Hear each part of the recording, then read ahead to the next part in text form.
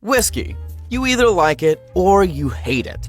You've sipped it neat, on the rocks, or mixed in a cocktail, but have you ever wondered where that glass of whiskey came from? The world of whiskey making is huge. So today, let's talk all about distilleries. From mashing grains to aging in oak barrels, get ready to learn the secrets behind your favorite liquor. Well, whiskey is a golden brown distilled spirit made from fermented grain. It's aged in wooden barrels, giving it its signature flavors. Most whiskeys pack at least 40% alcohol by volume, or ABV. There are many types of whiskey, each with its own unique traits. They're often defined by where they're made, the grains used, or how they're aged. The taste? It's warm, spicy, sweet, with a hint of caramel.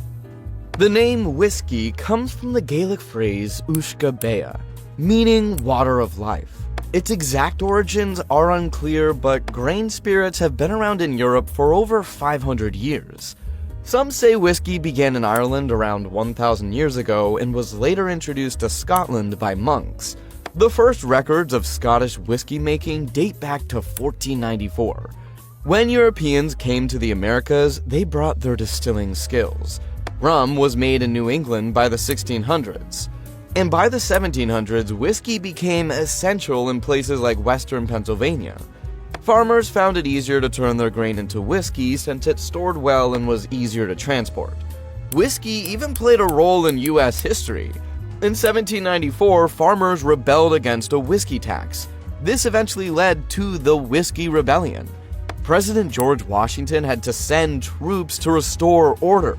Many whiskey makers moved west to Indiana and Kentucky, areas now famous for the craft.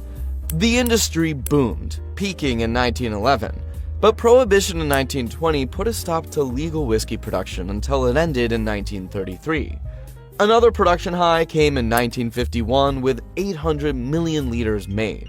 Today, the US produces around 400 million liters annually. The process of distillation started with basic setups: a heated container, a cooling tube, and a receptacle. Over time, pot stills refined the process. These are still used for whiskey in Scotland and Ireland. In 1826, Robert Stein introduced continuous distillation. This method is now standard for mass-produced whiskey. Whiskey's appeal is global. While the US leads in production and consumption, Scotch whiskey, or simply Scotch, remains the gold standard worldwide. You can't beat it. Whiskey starts with a few simple ingredients that work together to create its distinct character. The foundation of whiskey is a mash made from grains. Some common grains include malted barley, rye, corn, and wheat. Each grain influences the flavor and type of whiskey. For example, rye whiskey must have at least 51% rye in its mash, but Kentucky bourbon needs at least 51% corn. After distillation, water is added to adjust the alcohol content. This step makes sure the whiskey reaches the desired alcohol by volume. US regulations allow whiskey to include up to 2.5% added flavors, though straight whiskey contains none. Some producers add spices, botanicals, or color during distillation or aging to give their product a unique touch. Aging is crucial. Whiskey sits in wooden barrels for years, developing its flavor and color. In the US, whiskey must age for at least 2 years, but many are aged for 10 to 12 years for richer and more complex taste. Now that we know everything we need and the basics, it's time to see how it's actually made. Every whiskey starts with grain, either malted or unmalted. Truckloads of grain arrive straight from farms and are stoned in silos. But before they're used, the grain is carefully inspected and cleaned to remove dust and any unwanted particles. For malt whiskey, barley is the star ingredient. It goes through a process called malting, where the grains are moistened and allowed to partially germinate. During germination, enzymes are released to turn starches into sugars. The process is halted by drying the barley with heat. This method is commonly used in Scotch whiskey. Other whiskeys, like Irish single pot still or bourbon, use unmalted grains instead. The next step is mashing.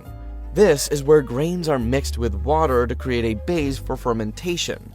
Whiskey makers take the chosen grains, like malted wheat, flaked maize, or rye, and they combine it with hot water and stir the mix to make sure everything blends. During this stage, starches in the grains are broken down into sugars. Ground grains are placed in a large tank known as a mash tun, where they are mixed with hot water. Even when unmalted grains are used, a bit of malted barley is added to help with starch to sugar conversion. The result is a thick porridge-like mixture called mash. Once the sugar has been extracted, the mash is ready for fermentation. Once the mash is ready, it's time to ferment it. The mixture is placed into large vats, often called washbacks, and left to ferment for 1 to 2 weeks. During fermentation, yeast is added to the mash or wort. The yeast feeds on the sugars, converting them into alcohol. This process usually takes between 48 and 96 hours, depending on the yeast strain and fermentation time. The result is a beer-like liquid called distiller's beer or wash, which has an alcohol content of around 7 to 10%. After fermentation, the solids are separated and discarded.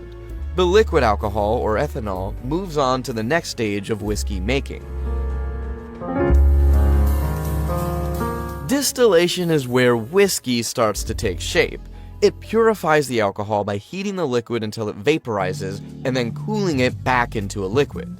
This process basically increases the alcohol content and removes impurities. Most distillation happens in copper stills, which also help eliminate unwanted flavors. But this step is crucial, especially since there are 2 main types of stills: pot stills and column stills. Pot stills are commonly used for Scotch malt whiskies, Irish whiskies, and some American whiskies. This process works in batches. First, the wash is heated in the low wine still.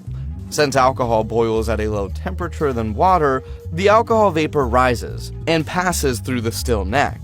Then, it's condensed into liquid. This liquid, around 20% ABV, is distilled again in the spirit still. Sometimes a third distillation is added. The final spirit comes out at 60% to 70% ABV. Distillers separate the heads and tails, which are basically the beginning and end of the distillation. It's because the flavor is not pleasant. You don't want that in your bottle. The best part, called the heart, is collected for aging. Then there are the column stills or coffee stills. They're used for bourbon, rye, and many grain whiskeys. But unlike pot stills, they run continuously. The distiller's beer enters at the top and flows downward through perforated plates. Steam rises from the bottom, separating the alcohol vapor from solids. As the vapor moves through the plates, heavy substances are removed. So the alcohol content increases. The vapor is then condensed into liquid. Column stills can produce alcohol as high as 95% ABV, but whiskeys typically distill to a lower proof. Some distilleries use hybrid stills, which combine pot and column still designs for versatility. But here's the thing, not all liquid from distillation is created equal. As the ethanol distills, its composition changes. Distillers carefully separate it into different parts. The first 35% of the run, called the foreshots and heads, contains methanol and acetone. These can be volatile, toxic, and definitely not the kind of thing you want in your whiskey. So distillers discard them. Next comes the star of the show, the hearts. This middle 30% is pure, clean, and packed with flavor. Finally, the tails make up the last 35%. These are less refined but can be redistilled to squeeze out any remaining potential. By sorting these parts, distillers make sure only the highest quality liquid moves forward, but this is also to minimize waste. Then we come to the maturation of the whiskey. This is where whiskey gets its signature character. After distillation, the liquid is poured into wooden barrels and left to age for at least 2 years, and usually much longer. The type of barrel makes all the difference. American bourbons and ryes must be aged in brand new charred oak barrels. but Scotch whiskies often use barrels that previously held sherry or wine. Some barrels are toasted, others heavily charred, and each method influences the flavor, color, and aroma of the whiskey. As the spirit sits in the barrel, it interacts with the wood, soaking up its natural compounds. Over time, some of the alcohol evaporates. It's affectionately called the angel share. This evaporation fills the aging warehouse with a warm, rich aroma that whiskey fans can only dream of. When the aging is complete, distillers test the whiskey to ensure it has the right alcohol content. Some add filtered water to adjust the proof, either before aging, after aging, or both. The result? A beautifully matured whiskey that's ready for the final steps. Now to the blending. This is where art meets science. But not all whiskeys are blended though. Straight whiskeys and single malt scotches skip this step. They're bottled straight from the barrel. But for most other types, blending is so important to achieving a consistent taste profile. Here's how it works. Different batches of whiskey are mixed to create a balanced flavor. Neutral grain spirit might be added to mellow things out, while caramel ensures a uniform color. Some blends even get a touch of sherry or port wine to help the flavors harmonize. Blended Scotch whiskey, for example, combines several strong malt whiskeys with milder grain whiskeys. Premium blends can include over 60 different malt whiskeys. It's a critical step that separates good whiskey from truly great whiskey, especially for Scotch. And you have to remember, whiskey isn't a one-size-fits-all spirit. Its character is shaped by where it's made, the grains in its mash, and how it's blended or aged. Each type tells a unique story, starting with blended whiskey, which combines various whiskeys for a smoother flavor, sometimes from different distilleries. Bourbon takes us to America, often Kentucky, with its requirement of at least 51% corn in the mash and aging in new charred oak barrels. The result is a sweet, nutty profile. But Canadian whiskey must be aged for at least 3 years in Canada and can include flavorings. Each brand has its own personality. Ireland brings us Irish whiskey. It's crafted from malt, barley, and other grains and aged in wooden casks for a minimum of 3 years.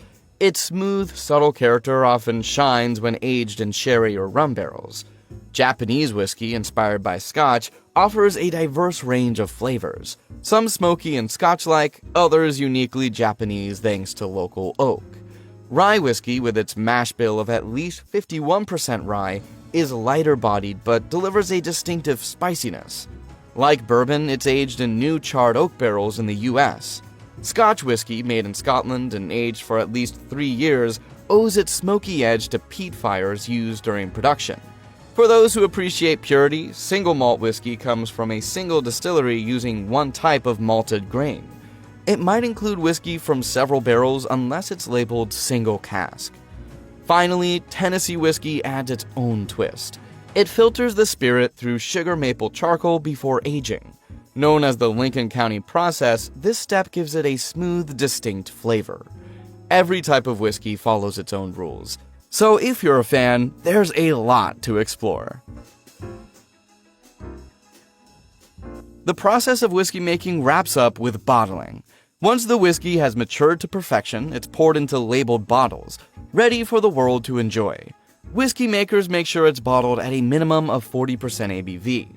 Before this step, it might go through a filtration process like chill filtering, which keeps it clear even when served with ice.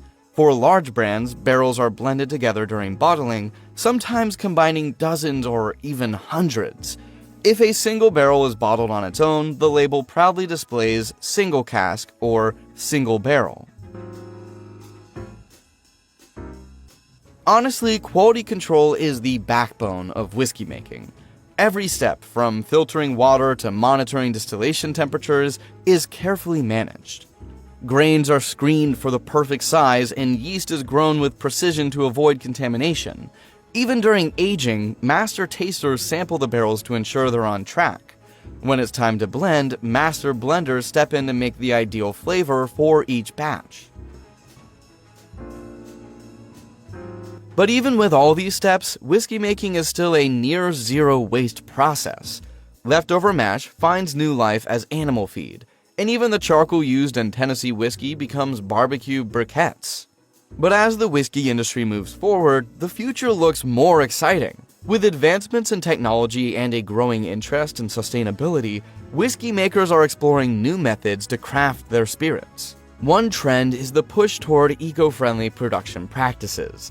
Distilleries are investing in renewable energy sources, like solar and wind, to reduce their carbon footprint. Some are even experimenting with water-saving techniques. The use of alternative barrels is another one. While oak has been the staple for centuries, some distillers are exploring different woods or even reusing barrels to create unique flavor profiles. Expect to see more whiskeys aged in exotic barrels, like cherry wood or maple. And that's not all. Innovation in whiskey production also means more experimentation with aging methods. Some distilleries are accelerating the aging process using technology that mimics the natural aging environment. They do this by controlling temperature and humidity or using pressure to speed up the maturation. On the consumer side, whiskey fans are looking for more personalized experiences. You can get limited edition releases to customizable labels. As new whiskey drinkers enter the market, they have a lot to look forward to. Well, there you have it, the look behind the whiskey in your glass. If you enjoyed this dive in the how, check out more videos on our channel. From how your favorite foods are made to everyday items, there's a lot to find out. Until then, thanks for watching.